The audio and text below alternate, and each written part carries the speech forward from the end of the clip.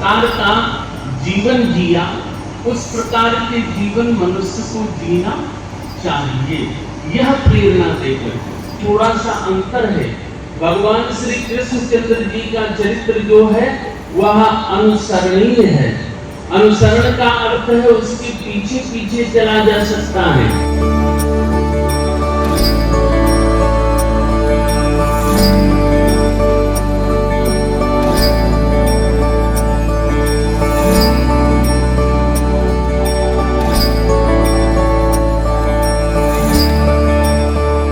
मेरे साथ इस वक्त वेद पीठाधीश्वर लुधियाना पंजाब के दंडी स्वामी महाराज निगम बोध तीर्थ महाराज जुड़ रहे हैं, जो इस वक्त अयोध्या में आए हुए हैं और इनके सानिध्य में, इनके आयोजन में मानस का पाठ हो रहा है, भव्य राम कथा हो रही है।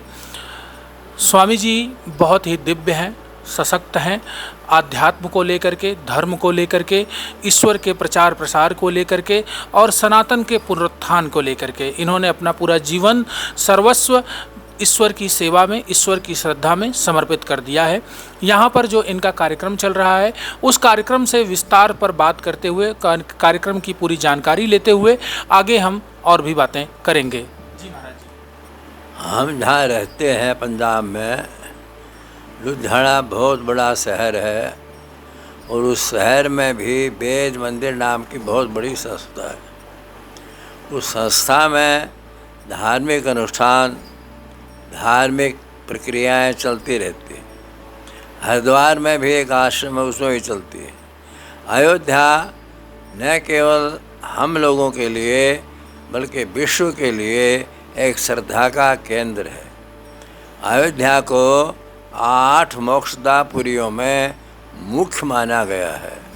पुरी हैं अयोध्या, मथुरा, माया, काशी, कांची, अवंतिका, पुरी, द्वारावती चैव मोक्षेता सप्तेता मोक्षदायका। अयोध्या को इसलिए मुख्य माना गया है कि जो माननीय होता है, पूजनीय होता है, वंदनीय होता है, उसका नाम पहले लिया जाता है। माता पिता कहते हैं, पिता माता नहीं कहते। गंगा यमुना कहते हैं। इसी तरह से ये मोक्षदापुरी भगवान श्री राम के अवतरण की विशेष स्थली है। यहाँ भगवान ने अवतार लेकर के रघुवंश के अंदर दशरथ जी महाराज के घर में विश्व कल्याण की कामना से गौ ब्राह्मण के हित के लिए अनेक प्रकार की दिव्य लीलाएं की। हम लोग जो यहाँ आए हैं वो एक अनुष्ठान की प्रक्रिया को लेके आए हैं। हमारे यहाँ अनेक प्रकार के अनुष्ठान होते हैं। भगवती देवी को लेकर के सहस्त्र पाठ, 1000 पाठ, लक्ष पाठ, कोटि पाठ तक होते हैं। इसी तरह भगवान शंकर को लेकर के अतिरुद्र, महारुद्र, लघु रुद्र आदि पाठ होते हैं। तो ये हम लोग कराते रहते हैं। यहाँ इसमें अयोध्या नगरी में 108 रामायण के पाठ या छोटी छावनी में रखे गए हैं। इसमें 108 विद्वान ब्राह्मण संत बैठ कर के प्रातःकाल 8 बजे से 12 बजे तक उन दिव्य पाठों को करते हैं। उस मूल पाठ में और भी जो बाहर से आए हुए श्रद्धालु लोग हैं वो भी स्वतंत्र रूप से शामिल होते हैं। लेकिन इन 108 जो विद्वान हैं जो रामायण का पाठ कर रहे हैं उनको सब प्रकार की सेवा की जाती है। दक्षिणा आदि भी दी जाएगी। 2 समय 3 समय भोजन की व्यवस्था है और उनके लिए ऐसी हाल रखा गया है।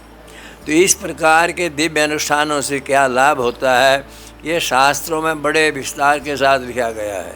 कुछ लोगों की तो यहाँ तक मान्यता है कि अयोध्या नगरी में कोई भी व्यक्ति अगर 108 पाठ करके भगवान श्री राम को समर्पित कर देता है तो निश्चित रूप से उसको भगवान के दर्शन होते हैं।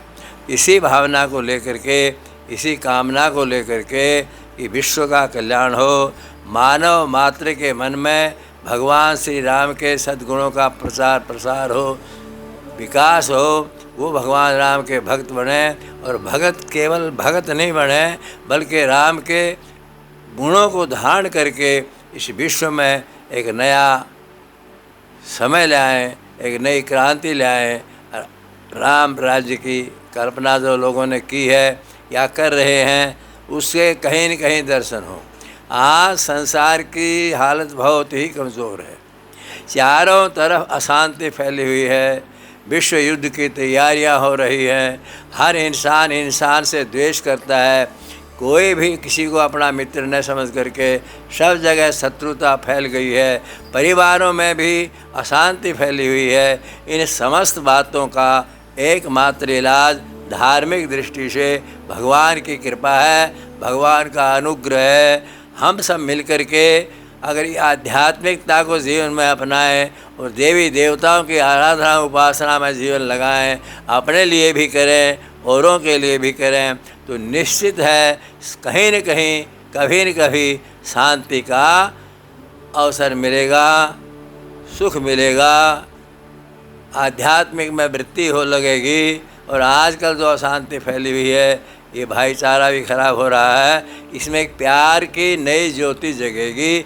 इसी भावना को लेकर के हम लोग यहाँ कम से कम 500 आदमी बाहर से आए हुए हैं, जो सब के सब प्रातःकाल से सायंकाल तक भगवान श्री राम का नाम लेते हैं, रामायण जी के पाठ करते हैं। और अब सायंकाल 5 से 7 तक कथा होती है, तो बहुत एक से एक अयोध्या का विद्वान चुना हुआ उस कथा के लिए आते हैं, वो कथा के वक्ता बन करके, और बहुत ही सुंदर उपदेश करते हैं। इस प्रकार के आयोजन ही समाज में कुछ स्वस्थता ला सकते हैं, कुछ क्रांति ला सकते हैं, कुछ शांति का संदेश ला सकते हैं। इन भावनाओं को लेकर के हम लोग यहाँ आए हैं। विश्व का कल्याण हो, ये हमारी भावना है। हरिओम तत्सत। स्वामी जी, आप प्रभु राम की नगरी अयोध्या में हैं और महज एक सप्ताह बाद भोलेनाथ का महीना शुरू हो रहा है, सावन मास, जिसमें सबसे पवित्र दिन माना जाता है सोमवार। भोलेनाथ को सावन का माह क्यों प्रिय है? क्यों कहा जाता है कि सावन का महीना भोलेनाथ का है और सबसे प्रिय दिन सोमवार है? उन्हें यदि कोई भक्त उनकी पूजा करता है, उन्हें जलाभिषेक करता है, तो किस शुभ मुहूर्त में करे, उन्हें क्या चढ़ाए, कैसे बेलपत्रों को चढ़ाए? क्योंकि अब सभी ज्योतिर्लिंगों में सावन के इस सोमवार पर भक्तों का तांता लगा रहेगा। क्या कहेंगे भगवान भोलेनाथ को, काशी विश्वनाथ को, महाकाल को प्रसन्न करने के लिए भक्त किस प्रकार से करें पूजा और आराधना? वैसे तो शास्त्रों में विस्तार के साथ अनेक संप्रदायों का उल्लेख किया गया है, लेकिन मोटे तौर पर हमारे देश में शैव और शाक्त ये दो ही संप्रदाय चलते हैं, वैष्णव और शैव। तो भगवान विष्णु के कुछ महीने निश्चित किए गए हैं, जैसे कार्तिक है, बैसाख है। इसी प्रकार भगवान शंकर के भी किए हैं। अब ये किस आधार पर किए हैं, क्यों किए हैं, किसने किए हैं, ये बता पाना बड़ा मुश्किल है। लेकिन ये निश्चित है श्रावण का महीना भगवान शंकर का महीना है। और सारे विश्व में तो मैं नहीं कह सकता हूँ, लेकिन सारे भारत के चारों तरफ हर दिशा में, उपदिशा में, गाँव में, शहरों में भगवान शंकर के मंदिरों की स्थापना हुई है। 12 ज्योतिर्लिंग की भी स्थिति यही है कि वो देश के अनेक भागों में है। अब कश्मीर में अमरनाथ की यात्रा चल रही है, सारा कश्मीर अमरनाथ हो रहा है। और उस यात्रा का संचालन करने के लिए जहाँ श्रद्धालु लोग लगे हुए हैं, वहीं सरकार का बहुत बड़ा तामझाम भी लगा हुआ है उन श्रद्धालुओं की रक्षा करने के लिए। श्रावण के महीने में वर्षा का महीना माना जाता है, बादल आते हैं, वर्षा होती है। और भगवान शंकर को जल की धारा ही सबसे प्रिय है, जल धारा प्रिय शिव है, ऐसा माना जाता है। उस जल धारा के साथ साथ और जो औपचारिकताएँ होती हैं और देवी देवताओं की पूजाएं होती हैं, उन पूजाओं में भगवान शंकर की पूजा के भी अनेक और अंग हैं। धूप है, दीपक है, रोली है, मौली है, दूध, दही, घी, शहद, गंगाजल है। ये सब भगवान शंकर को प्रसन्न करने के लिए है।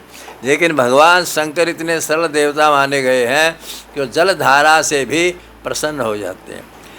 हम ये क्यों करते हैं, किस लिए करते हैं, ये तो ऋषि महर्षि ही बताएंगे। क्योंकि भारत वैदिक देश है, सनातन धर्म का देश है और वेद सबसे अनादि ग्रंथ है। और अनादि ग्रंथ में जितनी भगवान शंकर की आराधना उपासना की बात की गई है, जितने मंत्रों का उनके साथ संबंध बताया गया है और दूसरे देवताओं का नहीं है, क्योंकि वैदिक मंत्रों के द्वारा ही भगवान शंकर की आराधना उपासना की जाती है। लोगों को ऐसा विश्वास है कि भगवान शंकर की उपासना के लिए श्रावण भर व्रत करते हैं, उपवास करते हैं, तीर्थ यात्रा करते हैं, ज़मीन में सोते हैं, एक टाइम भोजन करते हैं।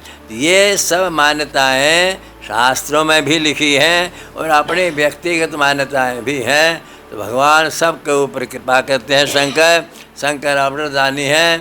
शंकर आशुतोष एक उनका नाम है, जल्दी प्रसन्न होते हैं। अब श्रावण का महीना आ रहा है, न केवल मनुष्य मात्र बल्कि बादल भी आकाश से वर्षा करेंगे और भगवान शंकर पर जल चढ़ाएंगे। हर हर महादेव। मेरे साथ जुड़े हुए थे दंडी स्वामी निगमबोध तीर्थ महाराज, जिन्होंने अपने पूरे कार्यक्रम और सावन के महीने पर विस्तार के साथ तिलक पत्रिका पर उन्होंने जानकारी को साझा किया। तिलक पत्रिका के लिए अयोध्या से मैं देवेश पांडे।